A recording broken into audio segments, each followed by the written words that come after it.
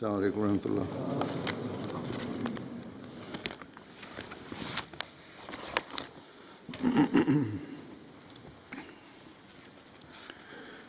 أشهد أن لا إله إلا الله وحده لا شريك له وأشهد أن محمدا عبده ورسوله أما بعد فأعوذ بالله من الشيطان الرجيم بسم الله الرحمن الرحيم الحمد لله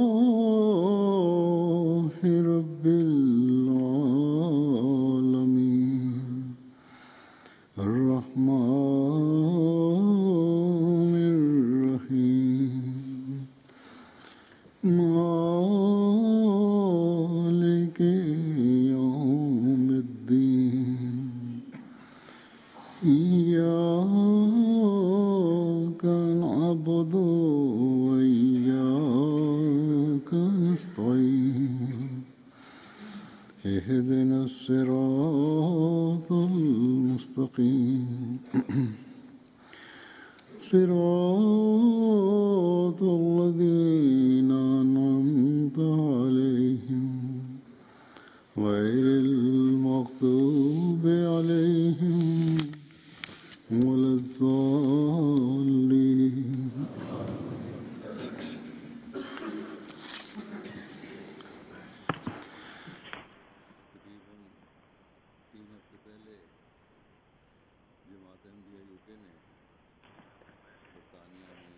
Vor ungefähr 3 Wochen hat die Jamaat Ahmadiyya UK, Vereinigtes Königreich, eine Sitzung veranstaltet aufgrund des 100-jährigen Jubiläums der Ahmadiyya Muslim Jamaat Vereinigtes Königreich.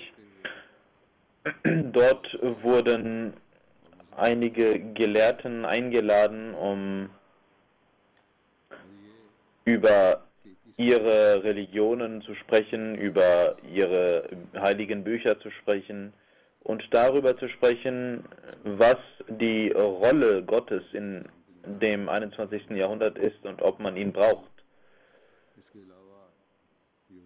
Natürlich gab es auch einen Vertreter des Islams und die Jamaat hat den Islam vertreten und es gab Vertreter von den jüdischen, christlichen, buddhistischen und anderen Religionen und Zoroaster und Sikhismus. Und so haben verschiedene Religionen, auch Bahai, die Möglichkeit gehabt, dort zu sprechen. Darüber hinaus waren einige Politiker und Menschenrechtsaktivisten eingeladen und durften auch ihre Vorstellungen darüber bekannt geben. Und diese Sitzung, diese Veranstaltung fand in dem alten Guildhall statt, in einer sehr, sehr alten Halle. Im Jahre 1429 oder sogar davor wurde dieses Gebäude errichtet. Und es wird auch gesagt, dass sie von den zwei ältesten, eines von den zwei ältesten Gebäude Londons ist. Diese Halle hat jedenfalls eine sehr historische Bedeutung und das Programm wurde auch in MTA ausgestrahlt und viele haben es gesehen. Was die historische Bedeutung angeht, ich hoffe, wenn der Bericht darüber in Al-Fazl veröffentlicht wird, wird auch über die Historie dieses Gebäudes bekannt gegeben. Mein Sinn besteht nicht darin, Ihnen die Geschichte dieser Halle zu erläutern. Ich wollte es nur kurz vorstellen. Aber der Sinn und Zweck besteht darin, dass diese Veranstaltung, die stattfand, dass ich darüber etwas sage. Ich habe bereits gesagt, dass die Veranstaltung auf MTR ausgestrahlt worden ist. In Urdu haben auch einige Reden stattgefunden und ich hoffe, dass meine Rede auch übersetzt wurde in die Urdu-Sprache. Ich habe von Pakistan aber auch den Rat bekommen, dass ich in meiner Khutbah über diese Veranstaltung sprechen möge, so wie ich auch über andere Besuche in meinen Khutbat spreche, damit die Zuhörer besser verstehen und besser wissen, was die Bedeutung dieser Veranstaltung war und damit sie davon profitieren können. Es gibt auch Leute, die nicht alle Programme auf MTA sich ansehen und ich habe auch hier im Brief gelesen, dass jemand mir geschrieben hat, dass er in der Zeitung von der Zeitung darüber erfahren hat, obwohl das schon in MTA ausgestrahlt worden war. Viele hören die Khutbat, deswegen werde ich in der Khutbah kurz darüber sprechen. Aber es ist doch trotzdem besser, dass wann immer das in MTA ausgestrahlt wird, die Leute sich das anschauen, vor allem die Ahmadis sollten sich das anschauen. Es war eine schöne Veranstaltung, eine sehr erfolgreiche und schöne Veranstaltung.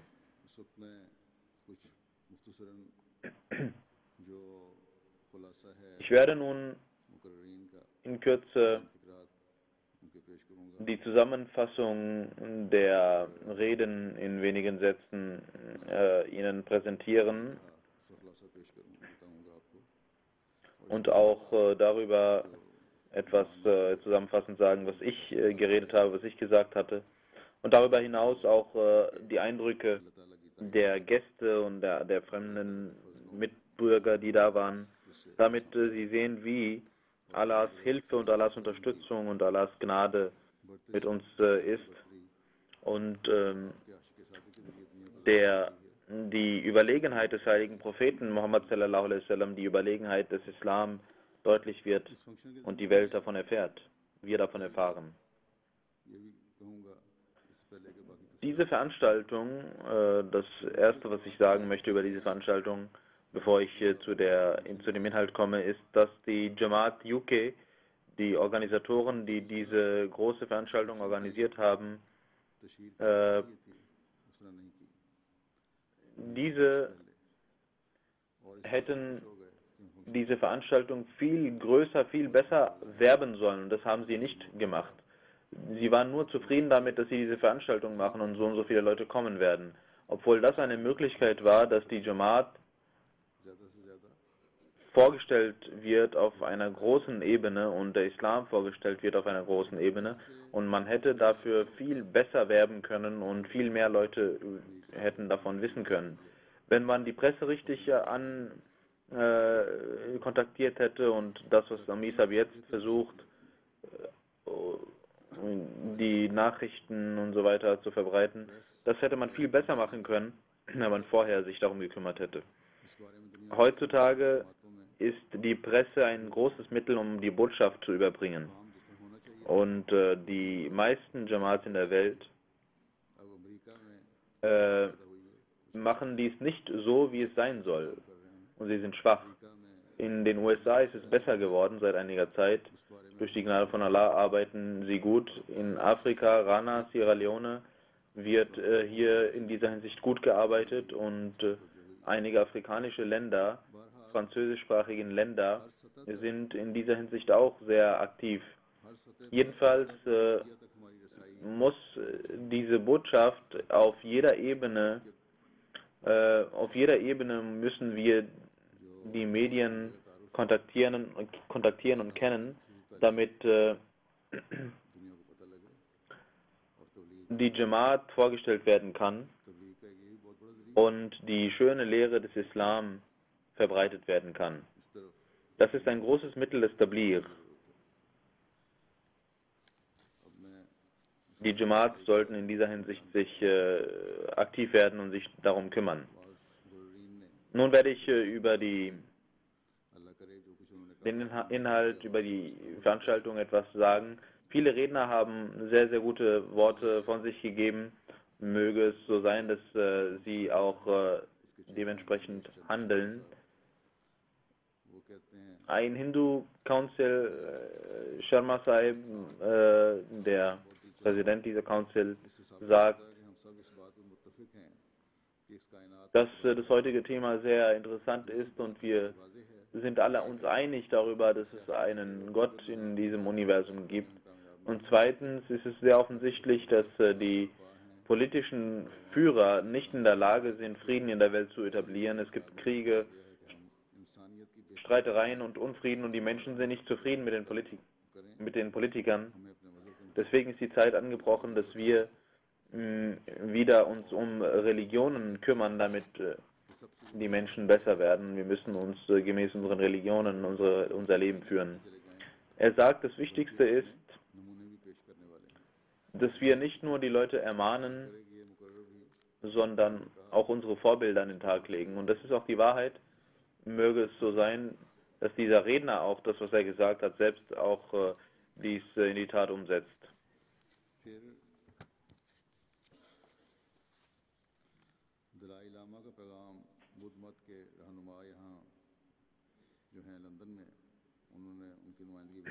Der Dalai Lama hat seine Botschaft geschickt. Der Vertreter in London hat diese Botschaft vorgetragen, der Vertreter von ihm.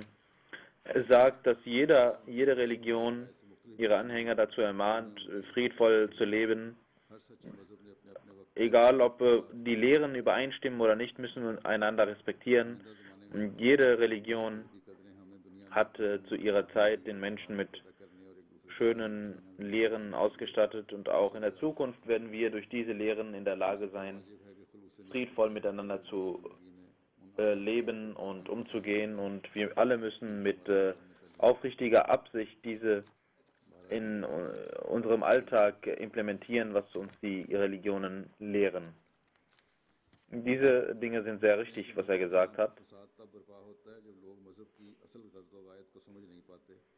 Dann sagt er, dass Unfrieden im Namen der Religionen dann stattfindet, wenn die Leute den eigentlichen Sinn der Religion nicht mehr verstehen. Und er sagt, dass wir zusammen diese Schritte begehen müssen, damit wir auf universeller Ebene die Religion vereinen können und brüderlich miteinander leben können und in der Welt Frieden etabliert werden kann. Er sagt, ich kann an der Religionskonferenz am 11. Februar in London, ich gratuliere Ihnen, dass Sie diese durchführen und ich bin überzeugt davon, dass diese Veranstaltungen große Ergebnisse, Resultate hervorbringen. Die meisten Redner haben sehr, sehr gute, schöne Sachen gesagt, die auch heute in der Welt benötigt und gebraucht werden. Dann sagte der Vertreter der Druzi Community, Sheikh Muafiq Sahib. Er sagt, wir sind ein Volk, welches mit allen Religionen zu tun hat. Diese Community kommt aus Palästina, Israel, deswegen auch in Syrien und deswegen haben die mit vielen Religionen etwas zu tun. Er sagt, das Heilige Land ist jenes Land, in welchem viele Religionen ihren Ursprung fanden und viele Propheten erschienen sind.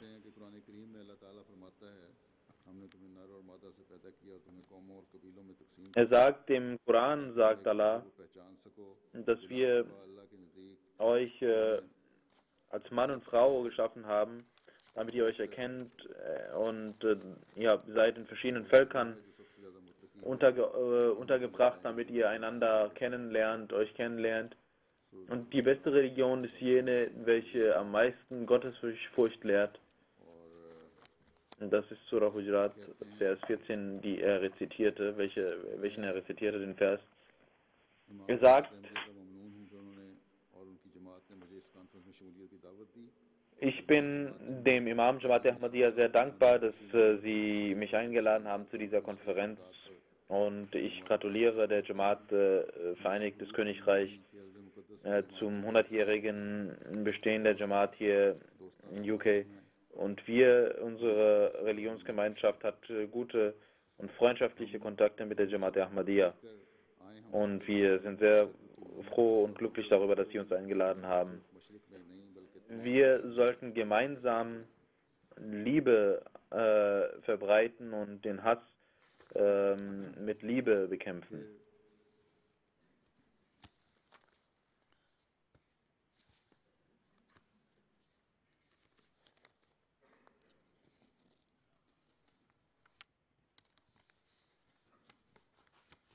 Catholic church के archbishop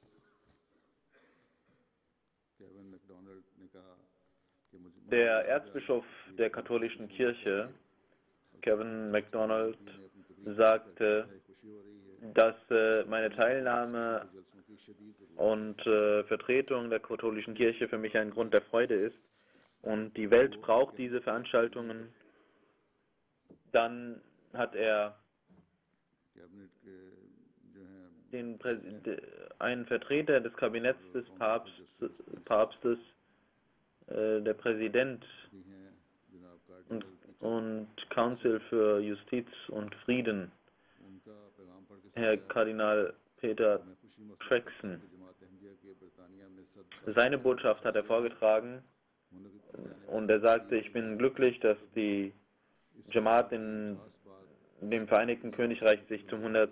Mal jährt दुनिया में und die Besonderheit dieser Veranstaltung ist, dass sie verschiedene Religionsvertreter versammelt und vereinigt haben, um über ihre Religion zu sprechen. इसके वहाँ के एक रबाई हैं वो कहते हैं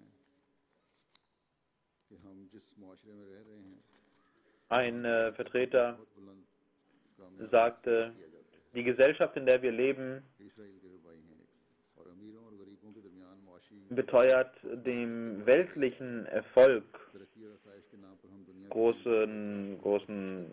große Bedeutung. Das ist ein Rabbiner aus Israel, der diese Botschaft der gekommen ist und geredet hat. Und er sagt, dass die Weltlichkeit so stark vorangeschritten ist, die Welt, die Ökologie wird zerstört. Wir leben in Unfrieden zwischen Religionen. सब कार्रवाई को समझदारी Der Name Gottes wird missbraucht und मिलके इसके खिलाफ dies alles wird aufgrund von politischen Interessen gemacht. Wir alle sollten diesem entgegenwirken, gemeinsam.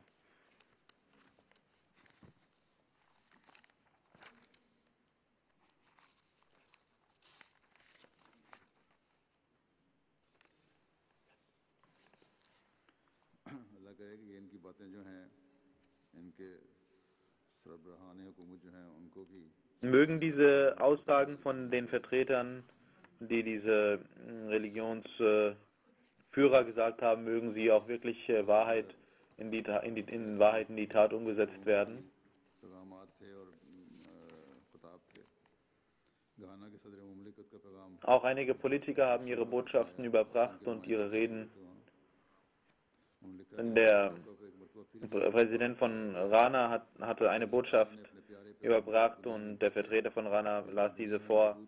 Er sagte, dass Allah seine geliebten Propheten in die Welt geschickt hat, damit sie ihnen die Botschaft übergeben, dass der Mensch फिर अपना लिखा है घाना में piece council का क्या हुआ liebevoll und friedvoll miteinander leben sollten die Menschen. Und er sagte, dass auch in Rana eine Friedenscouncil geschaffen worden ist.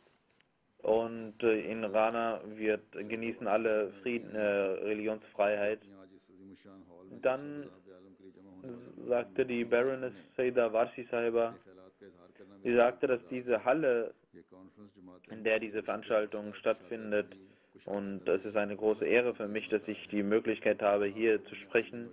Und das ist ein Spiegelbild der Freundlichkeit der Jamaat Ahmadiyya, welche diese veranstaltet haben und nicht nur ihre eigene Botschaft überbringen möchten, sondern auch alle Religionsführer eingeladen haben, damit sie ihre कामों के असरात नजर आते हैं Meinungen äußern.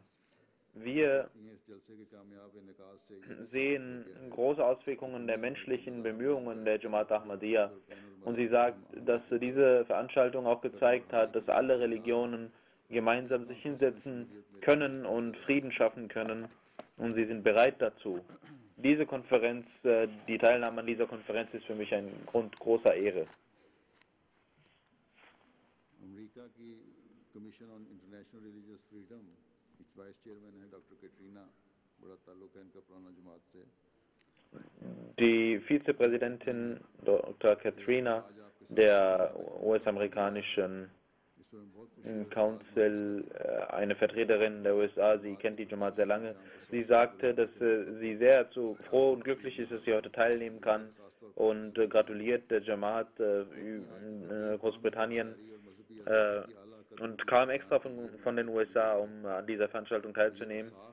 Und sie sagt, dass die heutige Veranstaltung zeigt, dass ihre Eigenschaften, die Eigenschaften der Jamaat, ihre Lehre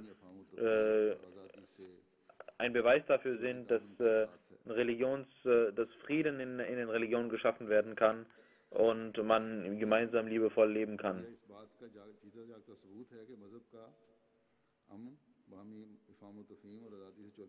Es ist ein Beweis dafür,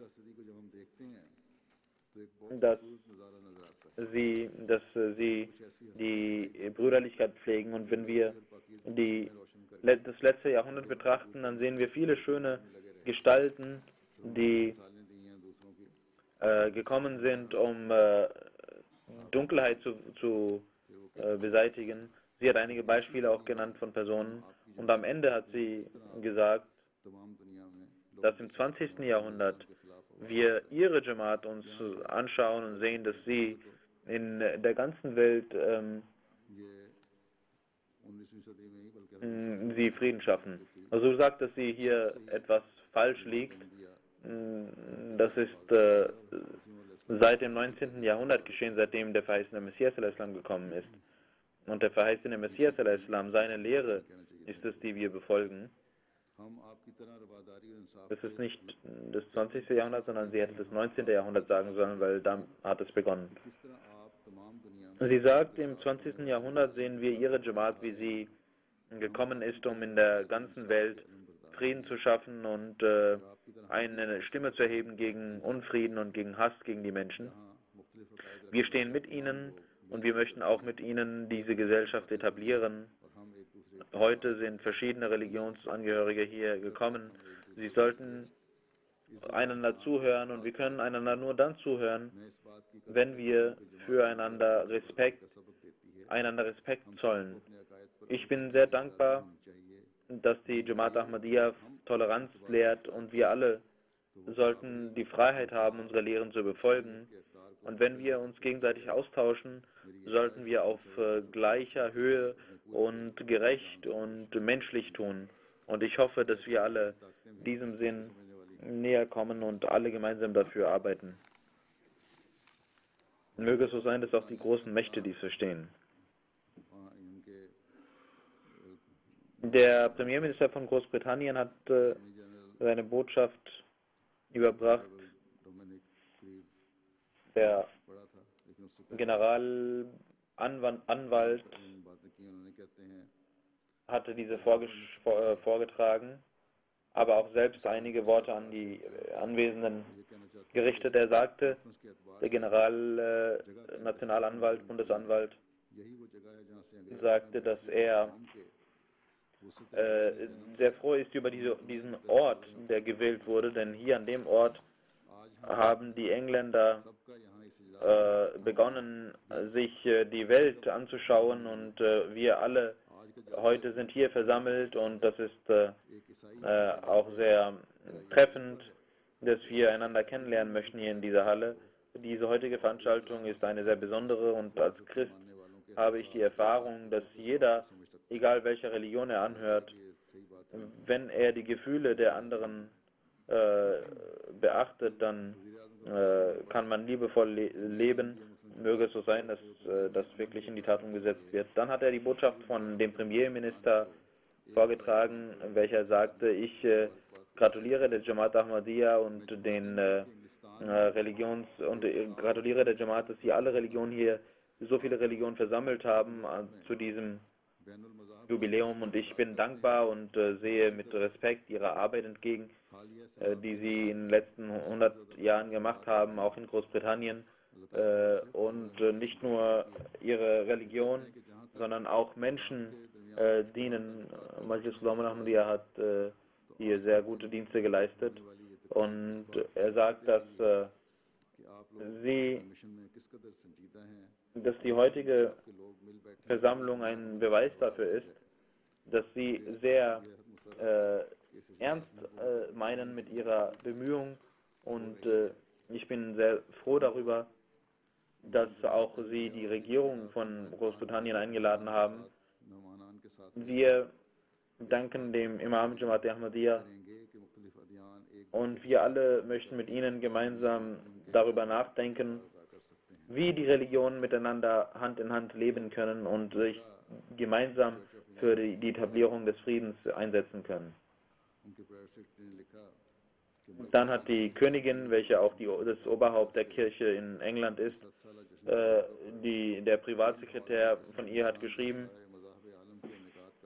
dass die Königin in diesem Ginhall, diese Veranstaltung, eine Botschaft schickt und sagt, dass sie sehr zufrieden und froh und glücklich darüber ist und darüber froh ist, dass sie diese Veranstaltung durchführen und sie dankt ihnen für ihre Einladung und dass sie sie wünscht, dass das eine erfolgreiche Veranstaltung sein würde.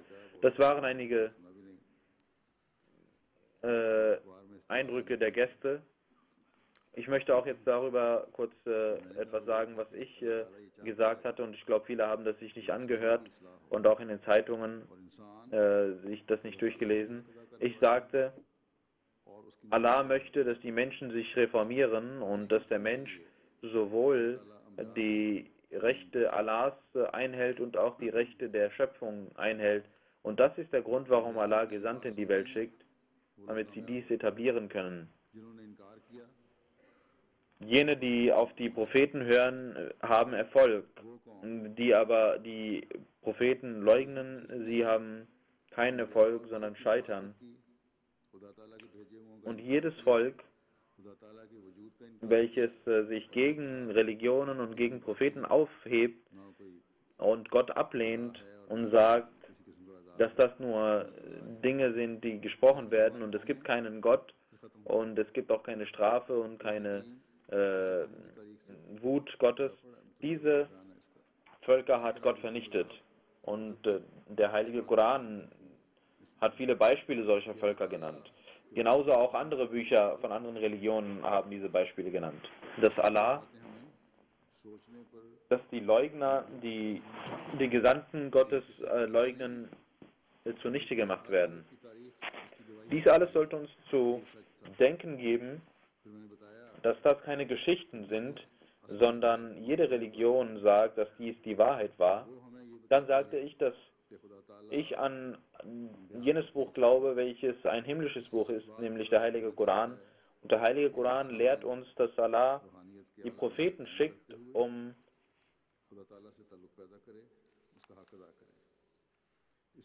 dem Menschen zu ermöglichen, hohe spirituelle Ränge zu erklimmen und Gott zu erkennen.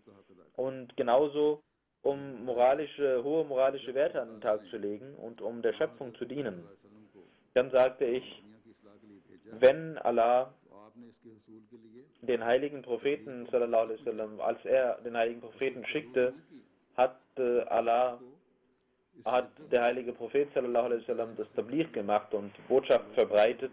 Und nicht nur dies, sondern er hat in den Nächten mit einer solchen Großartigkeit und solchem Eifer gebetet, dass der Ort, in dem er betete, nass vor seinen Tränen wurde. Und er betete dafür, dass Allah die Welt errettet und seine Gebete, Allah sagte zu ihm, als er seine Gebete hörte, wenn sie dir nicht gehorchen, dann sollst du nicht dich selbst umbringen in dieser Sorge. Allah hat dem heiligen Propheten sallallahu alaihi wasallam aber nicht nur dies gesagt, sondern er hat auch seine Gebete erhört und diese Gebete hat er angenommen und ihm Zufriedenheit geschenkt. Und jene Menschen, die in verschiedenen Sünden verwickelt waren, hat der heilige Prophet sallallahu alaihi wasallam in gottesfürchtige Menschen umgewandelt. Diese Veränderung konnte keine weltliche Macht übernehmen. Das war die Praxis Allahs, welcher die Gebete erhört. Dann sagte ich, dass der heilige Prophet Muhammad sallallahu alaihi wasallam solche Beispiele der Toleranz und der großartigen Behandlung auch seiner Feinde an den Tag legte, wie man sie nirgendwo finden kann. Er hat jenen Feinden vergeben, die in Mekka große Feindschaft auslebten. Und während des Sieges, während der Fatah Makkah, während des Sieges von Mekka, hat er sie so vergeben, als ob sie nichts gemacht hätten. Jeder Kafir hatte die Möglichkeit, so zu leben, wie er wollte, innerhalb der Gesetze. Und auch die großen Feinde, die riefen aus, dass das nur ein Gesandter Gottes tun kann. Und sie bezeugten, dass der Islam wahrhaftig ist und sie nahmen den Glauben an. Dann sagte ich, dass Allah im Heiligen Koran den heiligen Propheten Muhammad sallallahu alaihi wasallam als Rahmatul lil Alamin, als Barmherzigkeit für alle Welten bezeichnet hat. Und er war jene Person, die die höchste Ränge der Barmherzigkeit erklimmen konnte. Und das kann durch viele Begebenheiten aus seinem Leben belegt werden. Ich sagte weiter, dass obwohl er eine Barmherzigkeit für alle Welten war, gibt es Einwände, dass der Islam Kriege geführt habe. Das ist eine Folge von der Unkenntnis der Geschichte. Denn der heilige Prophet Muhammad sallallahu alaihi wasallam hat niemals mit Kriegen begonnen. In Mekka musste er Tyrannei und große Feindschaft ertragen. Daraufhin verließ er Mekka und als in Medina die Feinde wieder ihn angriffen, hat Allah ihm erlaubt und er hatte die Erlaubnis, sich zu verteidigen. Und ich las die 2 Verse aus dem heiligen Koran, aus der Suratul Hajj, in denen Allah Ta'ala dem heiligen Propheten Muhammad sallallahu alaihi wasallam sagt: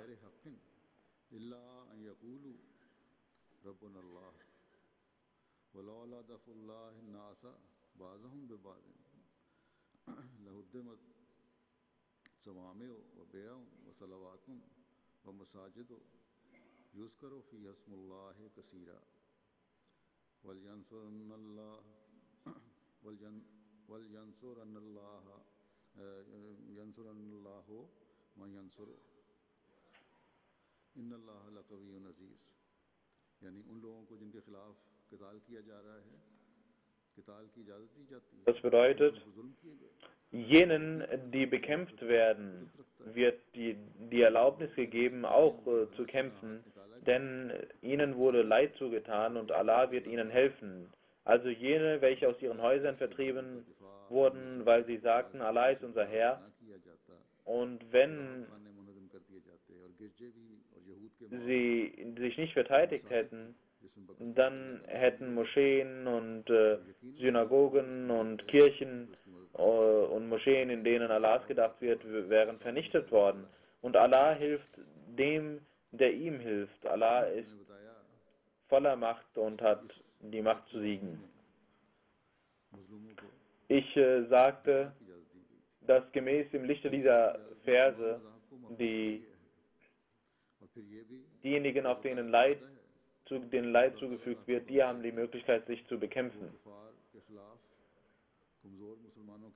Und Allah hat versprochen, dass er ihnen helfen wird, dass er die schwachen Muslime helfen wird, obwohl die Kuffar alle Macht besaßen und alle Waffen hatten,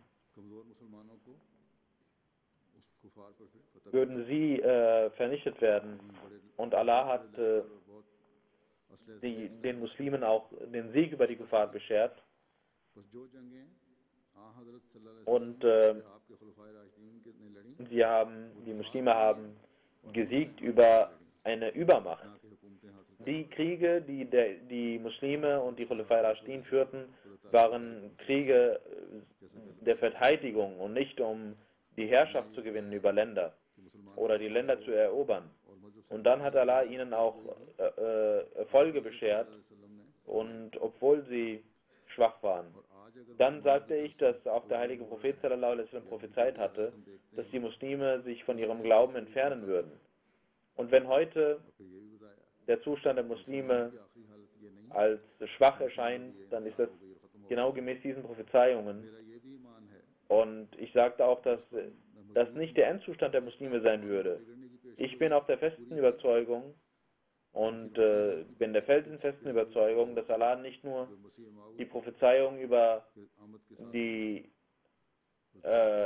schlechten Zustand der Muslime gemacht hat, sondern durch den verheißten Messias al-Islam würde der Islam wiederbelebt werden. Und ich sagte, dass ich daran fest glaube, dass der Messias der Gründer der Jamaat Ahmadiyya ist und erschienen ist und unter seinen Anhängern die wahre Lehre des Islam belebt hat. Eine Jamaat gegründet hat, welche an den wahren Islam glaubt und diesen in den Tat umsetzt. Ich sagte auch, dass der verheißene Messias gekommen war, um den Islam lebendig zu machen, und dass er viele Beweise und Zeichen Allahs bekommen hat. Ich hatte als Beispiel 3 Zeichen genannt, als Beispiel, welche Beweise für seine Wahrhaftigkeit sind. Er sagte, dass in seiner Zeit Erdbeben und Naturkatastrophen erscheinen werden, was genauso erschienen ist, geschah, und die meisten Erdbeben kamen in dem letzten Jahrhundert. Dann hatte er prophezeit, dass der Zar Russlands die Regierung verlieren würde, und genauso geschah es. Dann hatte der verheißene Messias auch gesagt, dass Weltkriege kommen werden, und ich sagte, dass wir 2 Weltkriege gesehen haben, und die Welt nähert sich wieder in dieser Katastrophe, und die Militäre werden aufgerüstet und die Waffen werden aufgerüstet und Soldaten werden rekrutiert. Die Welt sollte darüber nachdenken. Unfrieden verbreitet sich nicht aufgrund der Religionen, sondern aufgrund der Politik, die durchgeführt wird, und aufgrund des Geizes. Und ich sagte auch, dass in dieser Zeit die Allah seine Unterstützung seinem Gesandten gezeigt hat. Sonst hätte es nicht passieren können, dass jemand, der aus einem fernen Dorf in Indien dort kommt und seine Botschaft in der ganzen Welt verbreitet wird.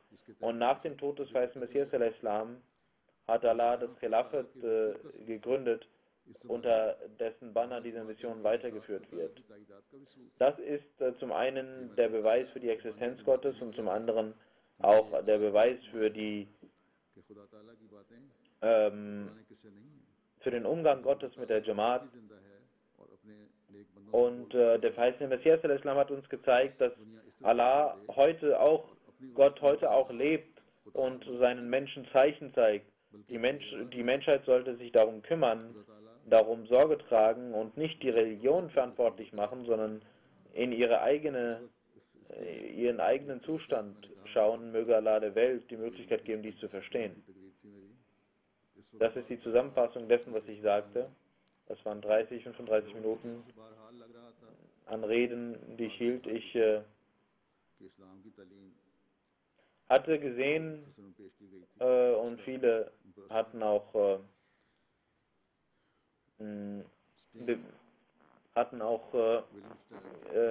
den Eindruck gegeben, dass sie sehr beeindruckt waren. Sir Williamstead, der Sekretär in der Europäischen Kommission, sagte, dass diese Sitzung und gemeinsame Sitzung und einander zuhören und Toleranz, das ist ein großer Erfolg.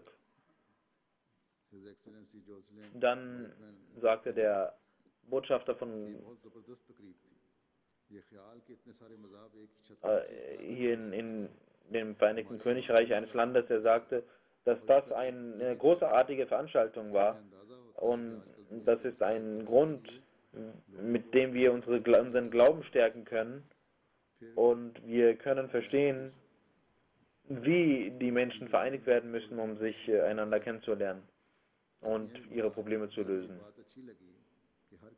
Dann sagte eine Kommanderin der Metropolitan Police, sagte, jeder hat heute die Vorzüge seiner Religion bekannt gegeben und nicht andere Religionen angegriffen und das ist eine schöne Sache. Das war auch das, was der verheißene Messias der Islam gesagt hatte und der Königin auch geschrieben hatte, dass dies geschehen sollte. Dann sagte der Vertreter Londons im Europäischen Parlament, dass das der einzige Weg für die Zukunft ist und wir alle glauben an Gott und können nicht glauben, dass Allah es möchte, dass wir uns bekämpfen im Namen der Religion. Deswegen unterstütze ich diese Botschaft des Friedens und die Arbeit der Ahmadiyya Muslim Jamaat ist eine sehr großartige Arbeit und ihre Botschaft Liebe für alle, Hass für keinen ist eine großartige Botschaft, eine universelle Botschaft und alle Religionen sollten sich hinsetzen und gemeinsam zuhören, einander zuhören. Und dann sagt eine Vertreterin des Parlaments und einer Kommission für Menschenrechte, eine Präsidentin, sie sagt, dass ich als Präsidentin dieser Kommission weiß ich, dass die Jamaat Ahmadiyya mit großem Eifer für die Menschheit arbeitet, der Menschheit dient. Und der Imam Jamaat Ahmadiyya hat dies auch in seiner Rede gesagt und wir sind sehr zufrieden und glücklich darüber, dass wir der Jamaat helfen dürfen. Und wir sind auch glücklich darüber, dass sie ihre Religion hier in diesem Land ohne Probleme praktizieren dürfen. Dann sagte ein anderer Vertreter einer Kommission, der Imam Jamaat Ahmadiyya hat gesagt, dass in allen Religionen die Botschaft der Liebe und Friedens zu finden ist. Und die Religion wird in den Medien als ein Mittel des Kampfes dargestellt, aber wir haben heute in der heutigen Sitzung gesehen, dass der Gegenteil der Fall ist. Das Gegenteil der Fall ist. Und er und ein Vertreter hat einen Brief geschrieben und gesagt, dass die Botschaft des Oberhaupts der Ahmadiyya Muslim Jamaat darin besteht, liebevoll umzugehen, weil wir alle Menschen sind und Geschöpfe Allahs sind. Wir sollten unsere Emotionen, unsere Gefühle beachten und nicht uns gegenseitig bekämpfen, sondern so weit wie möglich uns für Frieden einsetzen. Er ist ein Rabbiner und er sollte auch die israelische Regierung darüber aufklären und der israelischen Regierung diese Botschaft weitergeben. Dann sagt ein Counselor, Santokh Singh Sahib, er sagt, dass der Imam Jamaat Ahmadiyya uns lehren möchte, dass viele Lehren der Religion sich übereinstimmen gegenseitig und deswegen sollten wir versuchen, uns gegenseitig zu respektieren. Dann hat ein Vertreter von Norwegen, Willy Tenga, gesagt, dass der Imam Jamaat Ahmadiyya in seiner Rede, am Ende seiner Rede, eine ganz wichtige Botschaft gegeben hat, dass wir gemeinsam dafür vorangehen müssen. Und das ist das, was die Welt heute braucht. Auch in Norwegen brauchen wir das. Ein Professor der Universität zu Amsterdam, Dr. Keith Williams, sagte, der Imam Jamaat Ahmadiyya hat bewiesen, dass der Islam und der Koran nicht Extremismus lehren, sondern Frieden lehren.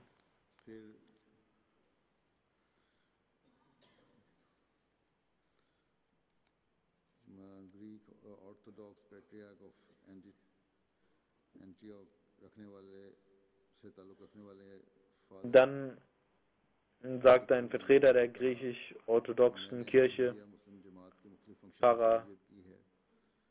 ein Pfarrer, er sagte, ich habe verschiedene Veranstaltungen der Jamaat Ahmadiyya besucht und ich bin sehr dankbar über die Botschaft, die die Jamaat Ahmadiyya überbringt, und wie immer hat der Kalif der Zeit die beste Rede gehalten und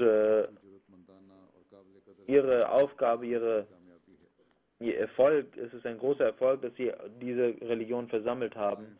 Das ist ein sehr großer Erfolg.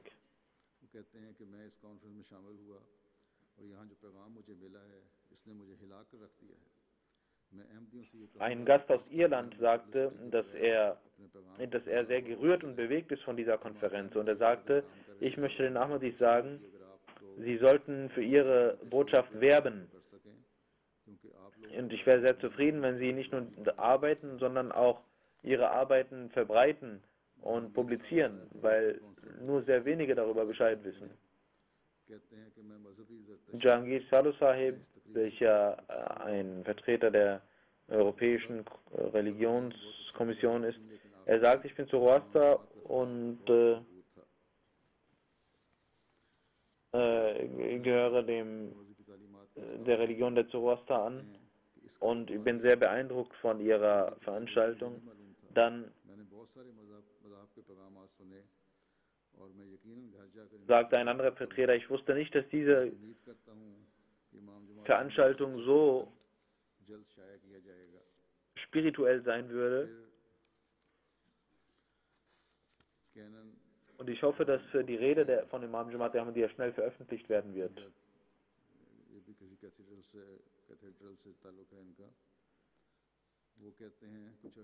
Und dann sagt Dr. Kane, welcher auch ein Vertreter einer Religion ist, er sagte, dass es völlig absurd ist zu sagen, dass wir nicht miteinander sitzen können, und heute haben wir gesehen, dass dies möglich ist.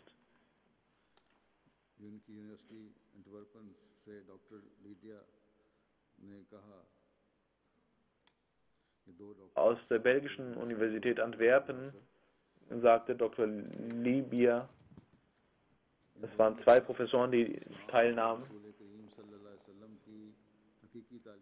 Beide sagten, dass die wahre Lehre des Islams und des heiligen Propheten sallallahu alaihi wasallam heute durch die Rede von Imam Jamaat Ahmadiyya, die sind sehr beeindruckt von der Rede, und sie haben beschlossen, dass sie ihren Studenten die flämische Übersetzung des heiligen Koran ihren Studenten geben werden. Und das ist ein Weg des Tablighs, welches Allah uns geöffnet hat. Santiago Catalarubio aus Spanien, er war gekommen aus Spanien und ist Professor an einer Universität in Madrid und hat viele Bücher geschrieben, kennt die Jamaat sehr gut. In Brüssel im Jahre 2012 war er auch anwesend bei der Rede im Europäischen Parlament, die ich hielt, hat mich getroffen. Und er sagte, dass die Bedeutung dieser Konferenz sehr groß ist und viele Seiten kann man vollschreiben über die Bedeutung davon.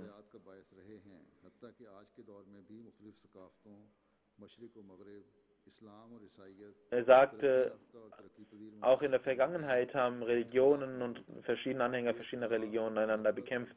Sogar in fortgeschrittenen Ländern ist heute viel Widerspruch vorhanden. Und dieser Widerspruch wird durch Hass gesät. Aber die Botschaft der Ahmadiyya, Liebe für alle, Hass für keinen, ist eine Botschaft, welche als Zusammenfassung aller Religionen bezeichnet werden kann. Und diese Botschaft kann alle Religionen vereinigen, obwohl sie unterschiedlich sind. Und zu einer Zeit, in der viele Muslime einander bekämpfen und sich selbst auch bekämpfen, steht die Jamaat Ahmadiyya auf der anderen Seite und hat eine große Bedeutung. Deswegen sollten solche Veranstaltungen immer wieder stattfinden und auch verbreitet werden.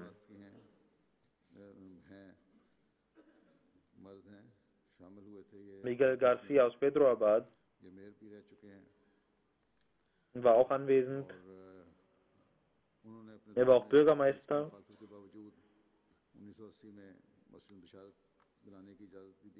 und hat in seiner Zeit als Bürgermeister im Jahre 1980 auch die Erlaubnis erteilt, die Moschee, eine Beschadet-Moschee, zu bauen, obwohl die Kirche dagegen war.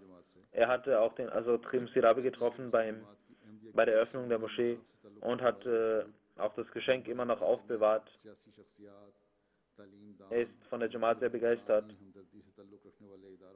Er sagt, dass hier viele Vertreter anwesend sind aus verschiedenen Bereichen und hier in London, damit sie für Frieden miteinander sich bemühen. Das war ein sehr großer Schritt und ich danke und beglückwünsche die Jamaat für diesen Schritt und ich wünsche, dass die Jamaat ihre Ziele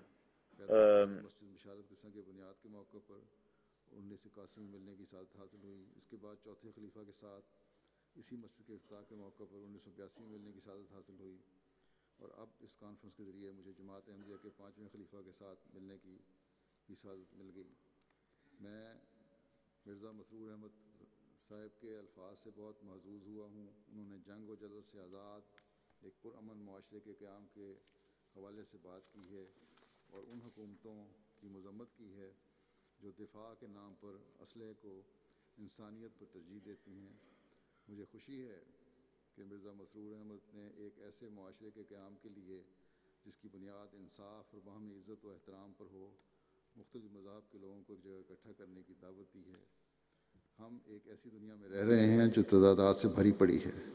बाज़ ममालिक तरक्की की इंतहा को छू गए हैं जबकि लोगों की एक बहुत बड़ी तादाद भूख और अफलास की वजह से मर रही है। एक तरफ हम लाखों टन खुराक समुद्र में फेंक देते हैं और दूसरी तरफ करोड़ों लोग ऐसे हैं जिनको खाने के लिए इंतहाई मुश्किल के साथ कुछ मिलता है। एक तरफ करोड़पति अफराद की तादाद में इजाफा हुआ है तो दूसरी तरफ माशरे के बाज़ तबके इंतहाई गरीब हो गए हैं।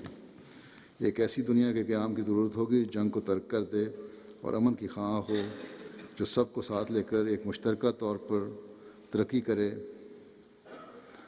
जो नाइंसाफ़ी के ख़िलाफ़ खड़ी हो जाए और मुआशरती इंसाफ को फ़रोग़ दे। तो बहरहाल ये चंद तबसरे थे जो मैंने पेश किए। अल्लाह ताला करे कि दुनिया अपने पैदा करने वाले की तरफ रुजू करे, उसे पहचाने और खुदा को पहचानने से ही इस तबाही से बच सकते हैं जो हमारे सामने खड़ी है। इसकी वार्निंग हज़रत मसीह मौऊद अलैहिस्सलाम ने अपने कलाम में अपनी तारीरात में बारहा दी है। deren Warnung auch der preisgekrönte Messias al-Islam in seinen Schriften gegeben hat und davor gewarnt hat, dass diese Katastrophe kommen kann. Und ich möchte heute auch um Dua bitten für die Zustände in Pakistan.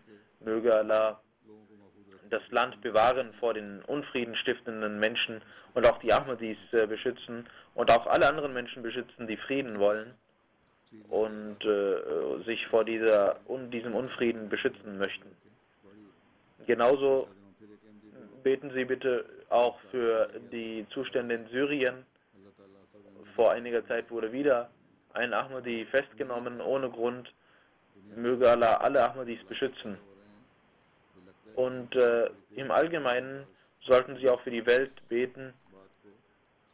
Es scheint so, als ob die Welt und die großen Mächte Richtung großen Krieg zusteuern und die Regierungen und die Länder wissen gar nicht, welche Katastrophen kommen können, wenn dieser Krieg kommt. Und es ist unsere Pflicht, dass wir für sie beten.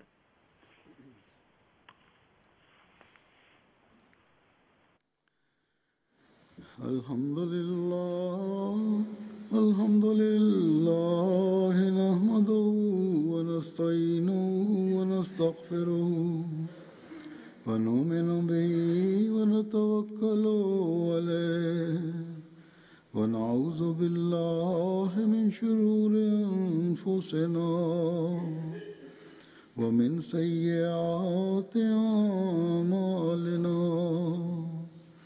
من يهده الله فلا مضل له ومن يضلل فلا هادي له ونشهد أن لا إله إلا الله ونشهد أن محمدا عبده ورسوله